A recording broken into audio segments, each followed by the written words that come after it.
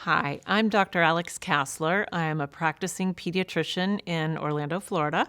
I practice with Orlando Health Physician Associates, and I'm here to talk to you today about how our 11, 12 office, multiple pediatrician practice improved our HPV vaccination rates.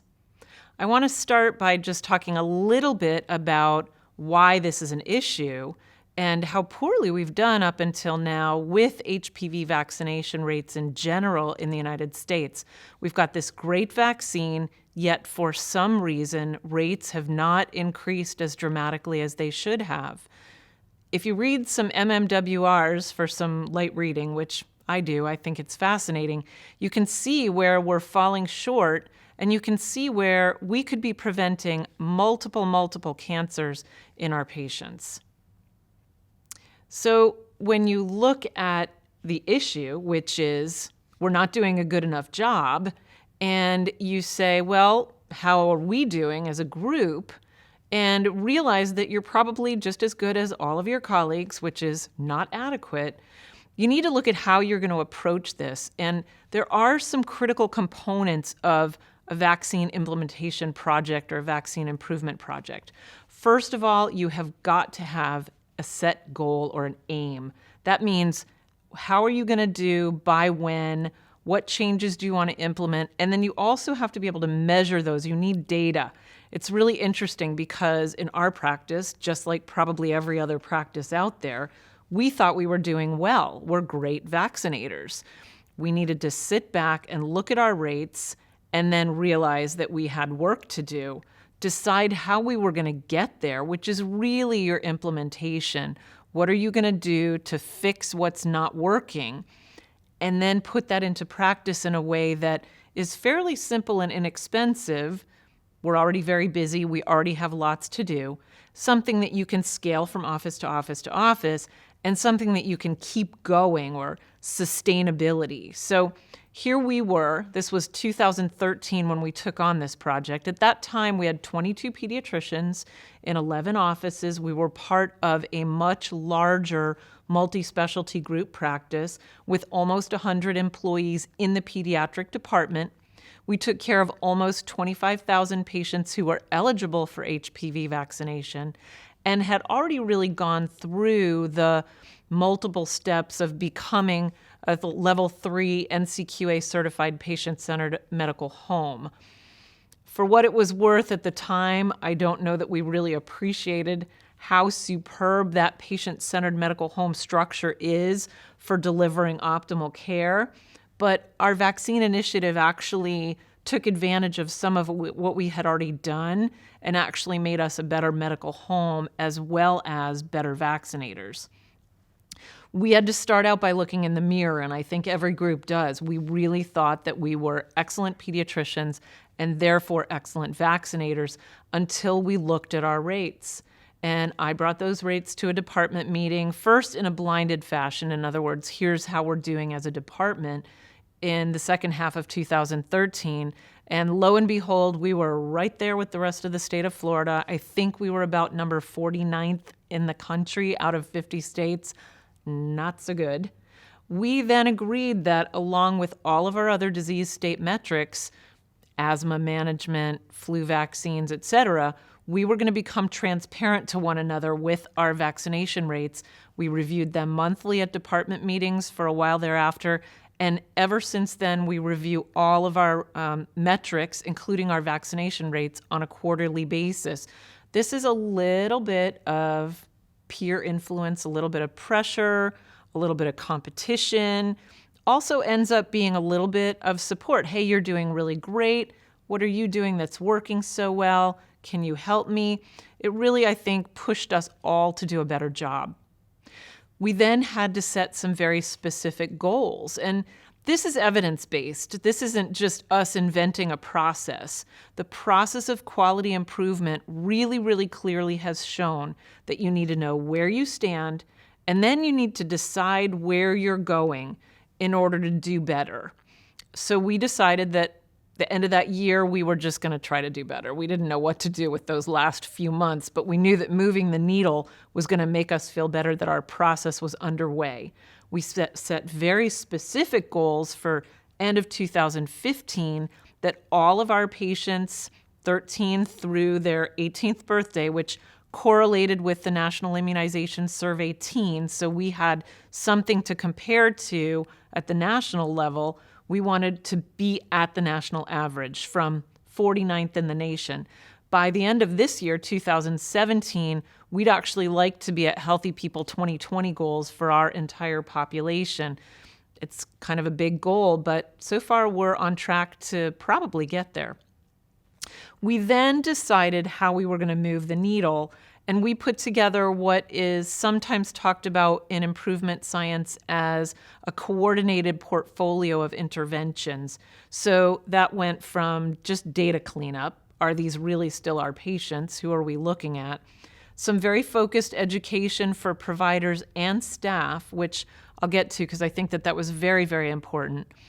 Certain pieces of our patient-centered medical home process like pre-visit planning, scheduling subsequent appointments, which had to do with follow-through and series completion, as well as some order sets and clinical summaries, again, part of our patient-centered medical home initiative in the first place. We ended up using all of these bits and pieces in our process. The first thing we did actually was to do a physician education program. And it's always said in quality improvement that education doesn't work. And we know that. You go to a CME program, it's fascinating, you're interested in so much stuff, you take all these notes, you pick up all these handouts, and then they end up in a file somewhere. So we knew that wasn't going to be the be-all and end-all, but we are faced with tremendous number of things that we need to do.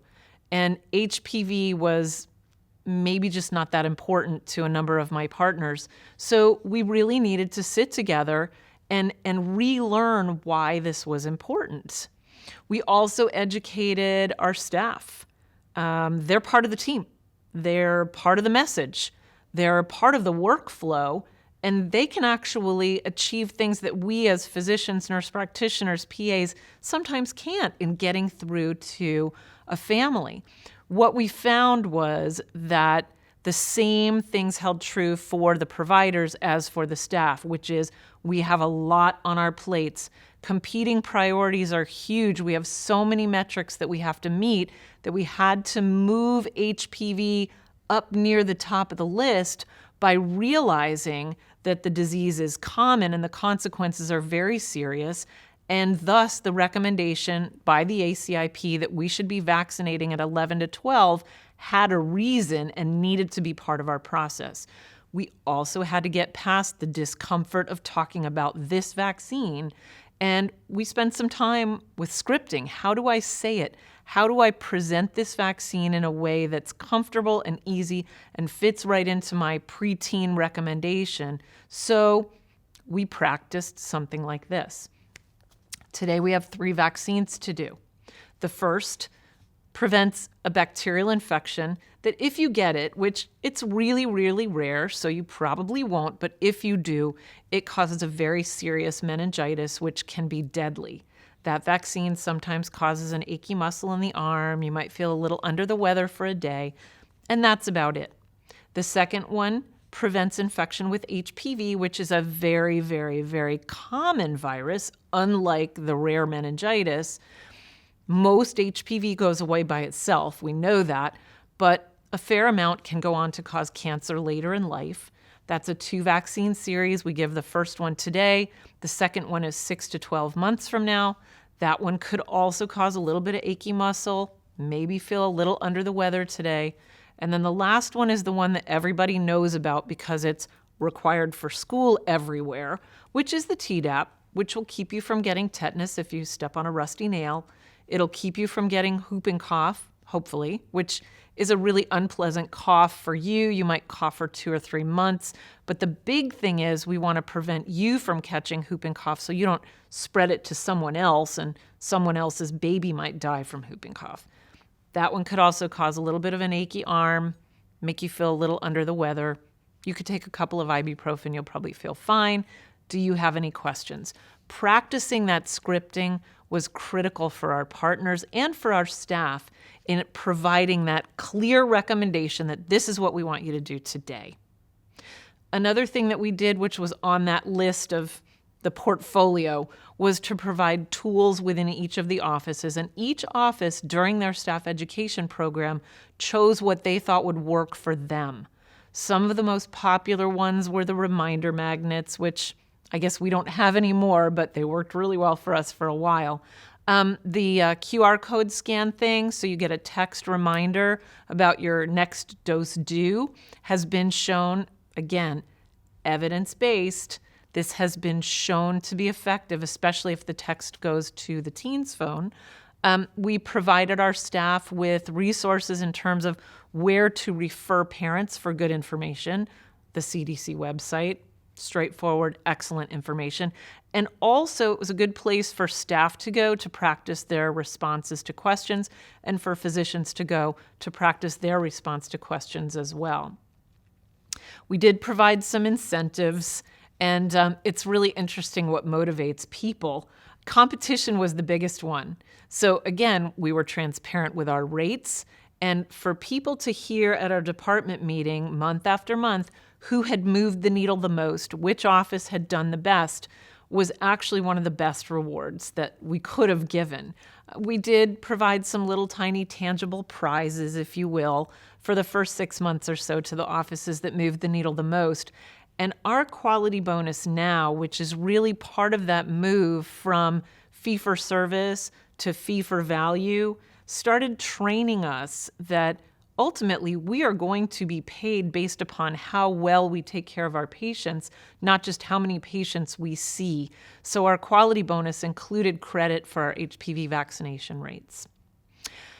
As part of our patient-centered medical home, we had gotten pretty serious about pre-visit planning. And I just want to tell you, pre-visit planning, to me, is one of the simplest ways to guarantee that patients don't leave your office with care gaps left open, whether that's depression screening, whether it's smoking screening, whether it's a fluoride application for a younger child, or whether it's particular vaccines, including HPV, including flu vaccine, including second doses or third doses of series. For us, pre-visit planning is as simple as 5 minutes in the morning, someone, in my office, it's me. In some of our offices, it's a staff person going through the schedule and literally making a written document that has everything that needs to happen for each patient that's on the schedule for the day. That becomes a team working document so that every person who has contact with that patient knows what should be done before the patient leaves. That's one of our most valuable interventions, and it was free. We did build some electronic order sets into our EMR, and unfortunately for us, our EMR doesn't actually have built-in clinical decision support. If yours does, that's even better. But we tried to streamline what needs to get ordered for the health maintenance visits, including orders for the follow-up visits for subsequent doses. So originally, it was always for the second dose in 2 months, the third dose in 6 months.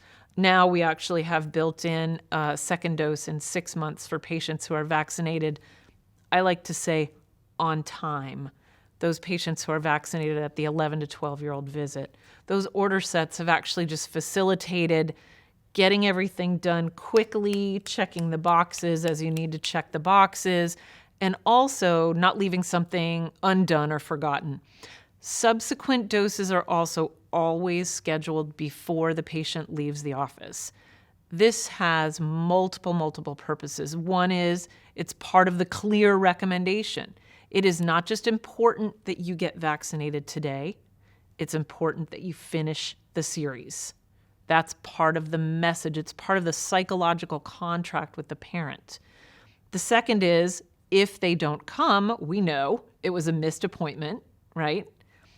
If that stays on the book, they also get a phone reminder. I guess I got that a little out of order, but it works. A phone reminder goes to them, reminding them of their appointment.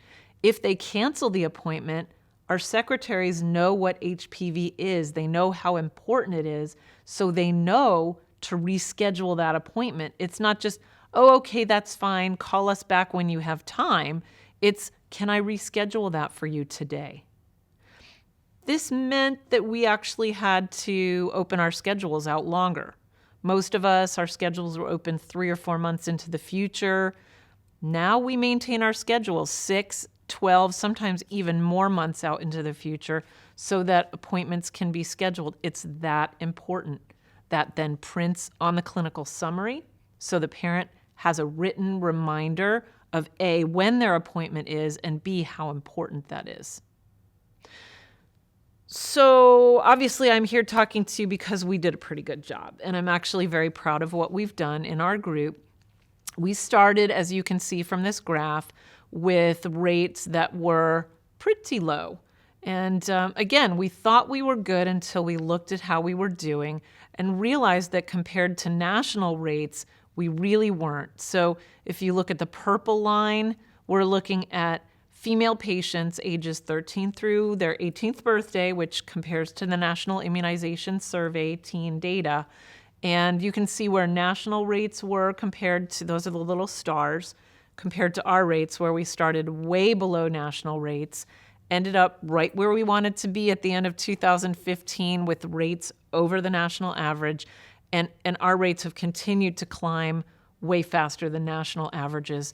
Same thing as you move on down, looking at males who started their series, looking at females who completed the series, which at that time, again, was 3 doses.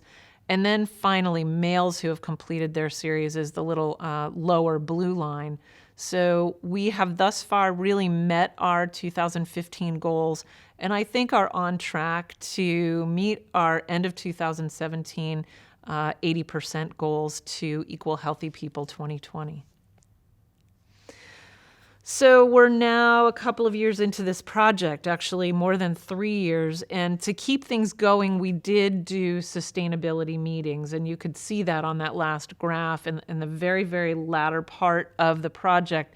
We went back into the offices. We figure people forget, people get new priorities, they move on, things get stale, we hire new staff. We had to get back into the offices and remind people of why the HPV vaccine is very, very important, why it needs to remain a priority, refresh their tools, refresh their scripting, fill them in on how they're doing, see if they needed help with anything. This was really simple. It cost us an hour of overtime per office. A couple of years, again, after we had started the original project, it cost us buying pizza lunch for staff, but it really re-energized the process. And we're going to do sustainability meetings for each of our quality metrics in each of our offices from here on out. We also have a couple of quality improvement projects going on in offices that have specifically requested help. We have some students and some medical residents who are working on very focused QI projects, and that's something that I would encourage you to do in any of your metrics in your offices. We did learn a few lessons, and this is important. First of all, the biggest one is that we're very, very busy. And again, I mentioned this a couple of times, that competing priorities are huge. This has to be a big why. Why are we doing this? Why is this important? And I think no matter what you do in your quality improvement, you need to have a very, very strong driver about why you're doing this and why you're making an effort. The other piece is that whatever you do to make improvement, it needs to be something that's very simple, that if anything, makes your process in the office smoother. You don't want to add more work. It needs to be something that's basically free, that you can scale from office to office to office, that you can keep doing. A process where you have people work overtime to call everybody that needs a vaccine that's behind isn't going to sustain itself, whereas something that is part of your day-to-day process and makes your day-to-day process easier is something that you can sustain and scale.